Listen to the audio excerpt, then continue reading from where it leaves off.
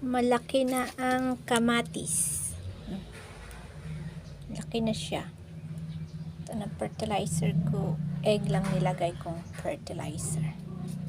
At ang aking kamote. Update sa ako ang kamote. Sana may laman na to. Aking kamote. Ito na lang ang way ko na maka-garden.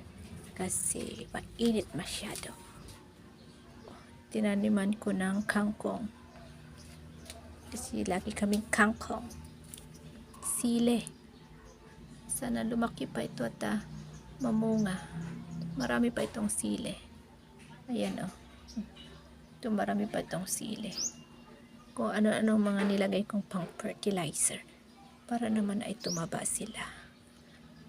Marami to siya. Ito naman o, marami pa.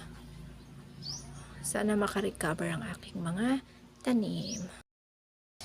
Itong serpentina na to, oh, yan, nakitubo lang na siya. Ang haba na niya.